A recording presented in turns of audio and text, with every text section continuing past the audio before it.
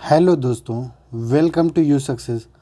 आज हम एक नया इनिशिएटिव लॉन्च कर रहे हैं जिसके अंतर्गत हम लोग आरओ और एआरओ से संबंधित 10 एमसीक्यू को देखेंगे जो परीक्षा की दृष्टि से बहुत ही लाभप्रद होगा और ये एपीएस में भी लाभप्रद होगा। चलिए अपने वीडियो को स्टार्ट करते हैं। पहला क्वेश्चन है, भारत के कला और पुरातात्विक इतिहास के संदर्भ में निम्नलिखित में से किस एक का सबसे पहले निर्माण किया गया था? ऑप्शन ए है भुवनेश्वर स्थित लिंगराज मंदिर, ऑप्शन बी है धौली स्थित शैलकृत हाथी, ऑप्शन सी है महाबलीपुरम स्थित शैलकृत स्मारक, ऑप्शन डी है उदयगिरी स्थित वराह मूर्ति। तो इसका पहले इसके कालक्रम को देख लेते हैं, कौन किस काल में बना। भुवनेश्वर स्थित लिंगराज मंदिर का जो निर्माण होता है वह 11वीं सदी में होता है, 11वीं सदी में। और इसका निर्माण सोमवंशी शासक करवाते हैं, सोमवंशी शासक। ये उड़ीसा में स्थित है। धौली स्थित शैलगिरी जो मंदिर का निर्माण है 260 बीसी में अशोक के द्वारा निर्माण कराया जाता है। अशोक जो मौर्य वंश का शासक रहता है। महाबलीपुरम स्थित शैलकृत स्मारक का निर्माण है जो वह पल्लव शासक नरसिंह वर्मन करवाते हैं। 630 ईस्वी में। उदयगिरी स्थित वराह मंदिर का निर्माण गुप्त काल में किया जाता है, 4वीं या 5वीं सदी में।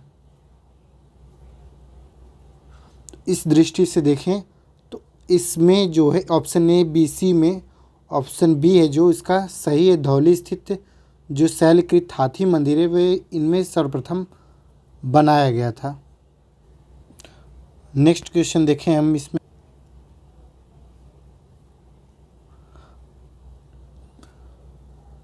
भुगतान संतुलन के संदर्भ में निम्नलिखित में से किनसे चालू खाता बनता है? ऑप्शन को ए व्यापार संतुलन, बी विदेशी परिसंपत्ति, थर्ड अदृश्यों का संतुलन, विशेष आरण अधिकार। कूट है केवल एक, बी कूट है 2 और 3, सी है 1 और थर्ड, डी है 1, 2, 4। पहले हम समझते हैं इसके भुगतान संतुलन, बैलेंस ऑफ पेमेंट क्या होता है। भुगतान संतुलन को यदि देखें, भुगतान संतुलन को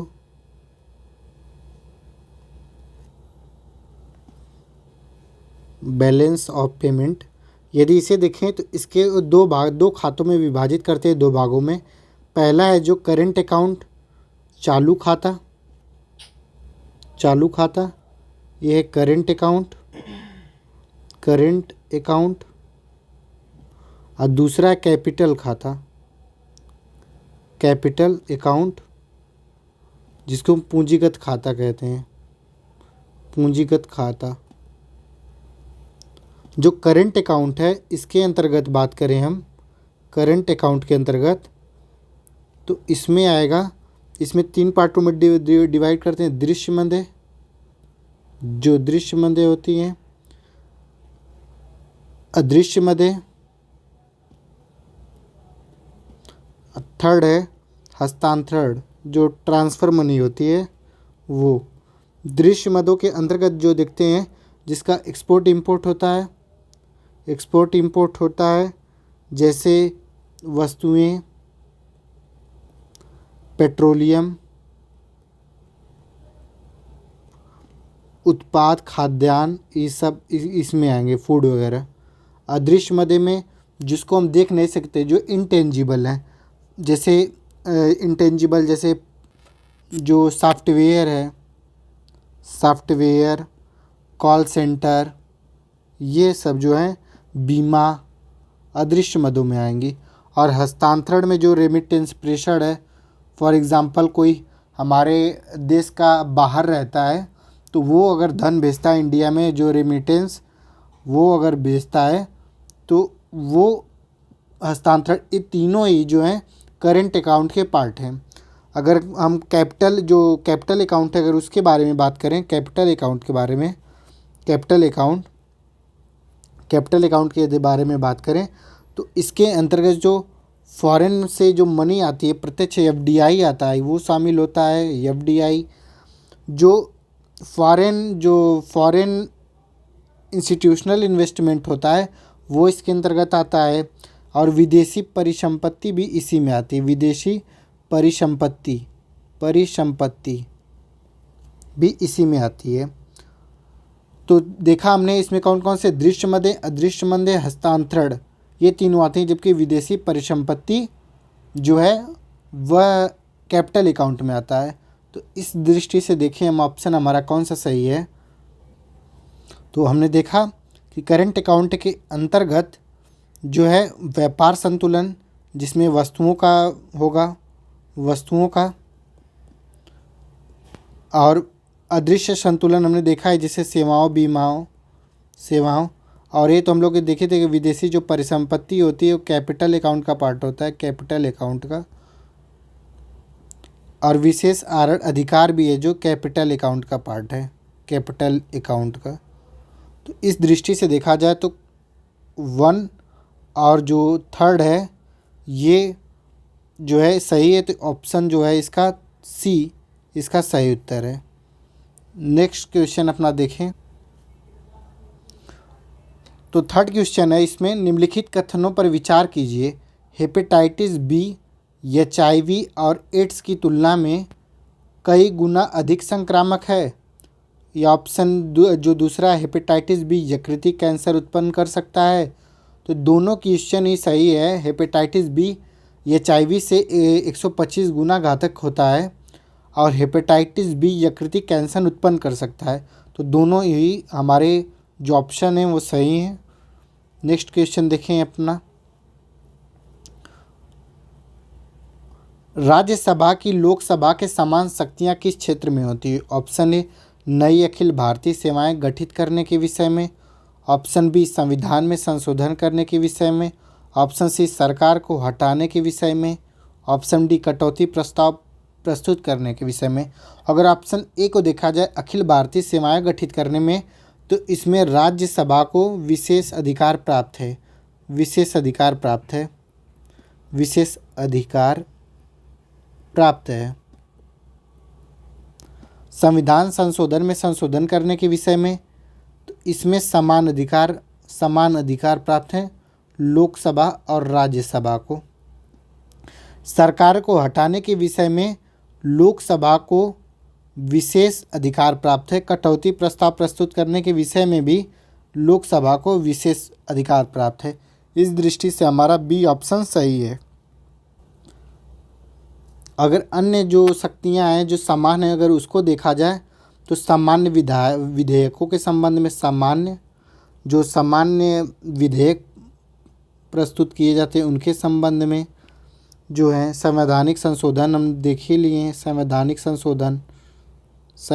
संशोधन के क्षेत्र में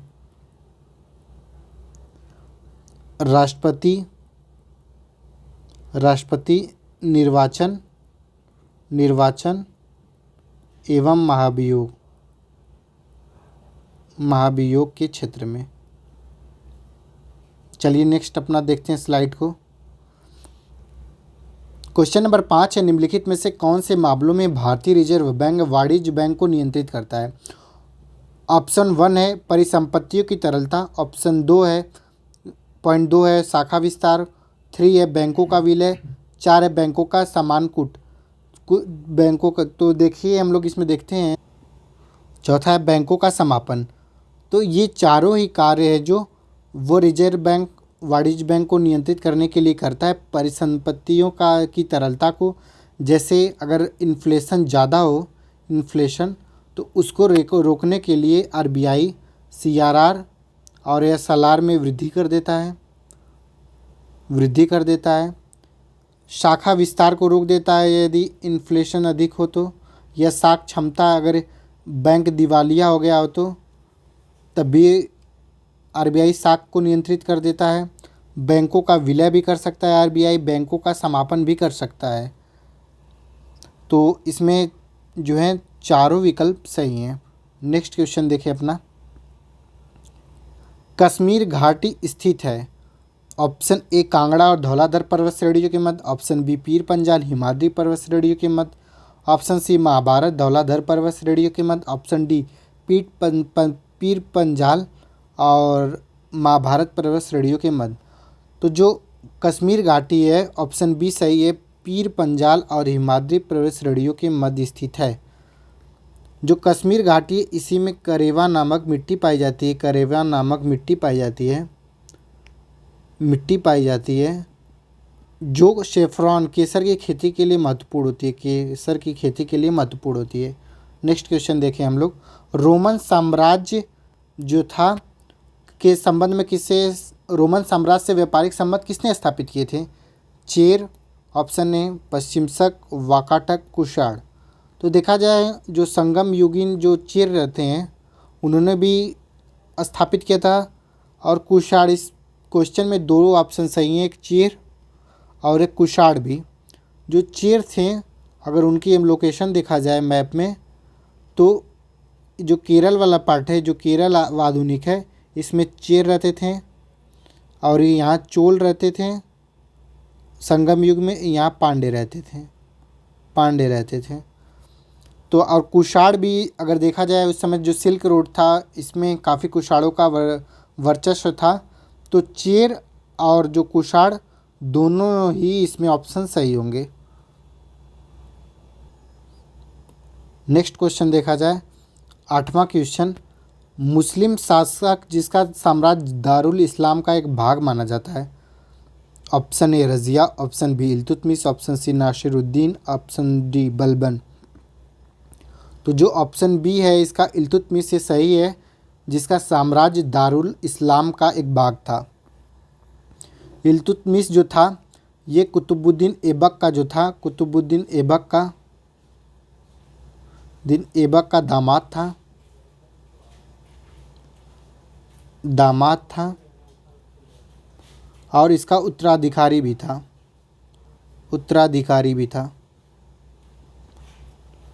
उत्तराधिकारी होने के साथ साथ इसने जो कार्य किया वो देखें, अगर तुर्कान ए चहलगानी की स्थापना करता है। 40 लोगों का दल रहता है, जो दासों का बना रहता है।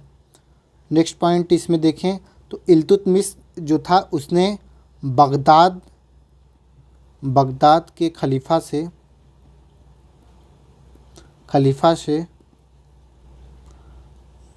मान्यता अधिकार प्राप्त करता है, अधिकार पत्र प्राप्त करता है। यह दिल्ली का प्रथम सुल्तान था, दिल्ली का प्रथम मान्यता प्राप्त सुल्तान था।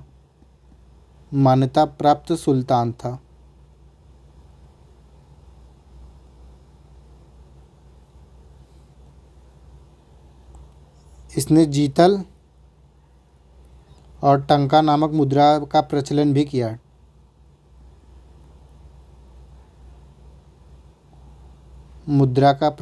किया। नेक्स्ट क्वेश्चन देखिए अपना, निम्नलिखित घटनाओं का उनके क्रम के अनुसार सही व्यवस्थित करना है। प्रोजेक्ट टाइगर, प्रोजेक्ट हाथी, वन्यजीव संरक्षण अधिनियम, जैव विविधता अधिनियम। तो जो प्रोजेक्ट टाइगर रहता है यह जो है 1973 को स्थापित किया जाता है। प्रोजेक्ट हाथी जो रहता है 1992 में। प्रोजेक्ट एलिफेंट, वन्यजीव संरक्षण अधिनियम, वाइल्ड लाइफ प्रोटेक्शन एक्ट है जो स्थापित किया जाता है 1972 में, और जैव विविधता अधिनियम 2002 में। नेक्स्ट क्वेश्चन देखते हैं, क्वेश्चन नंबर 10वां है, निम्नलिखित में से कौन सा युग्म सही सम्मिलित है? GVA ग्रॉस वैल्यू एडिशन बराबर GDP minus indirect tax minus subsidy, ये सही है? नहीं, ये गलत है। Next, GDP equal to GVA minus indirect tax plus subsidy, ये भी गलत है। Gross value addition, GDP minus indirect tax plus subsidy, तो ऑप्शन सी सही है कि जीवीए ग्रॉस वैल्यू एडिशन बराबर GDP minus indirect tax plus subsidy.